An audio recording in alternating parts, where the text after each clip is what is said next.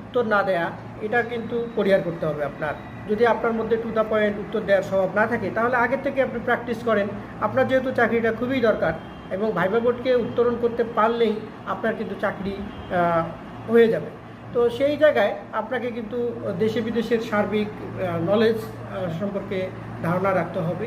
এবং আমরা বাঙালি হিসেবে আমাদের বাঙালিদের যে ঐতিহ্য এবং বাংলাদেশের যে মুক্তিযুদ্ধের যে ঘটনাবলী, তারপর হচ্ছে আমাদের ভাষা আন্দোলন এবং আমাদের যে ঐতিহাসিক যে ঘটনাগুলো আছে, সেই ঘটনাগুলোর উপর আপনার কিন্তু পূর্ণাঙ্গ জ্ঞান থাকতে হবে। আপনি যদি সেইগুলো সম্পর্কে পূর্ণাঙ্গ জ্ঞান না নেন, তাহলে কিন্তু আপনার এই এই স্বভাবের কারণে বা এই না জানার কারণে আপনাকে কিন্তু ভাইভা বোর্ড বিরক্তিকর পার্সন হিসেবে নিতে পারে এবং আপনি একজন অদক্ষ এবং আপনি কোনো কিছুরই জ্ঞান রাখেন না, এরকম মনোভাব তারা পোষণ করতে পারে।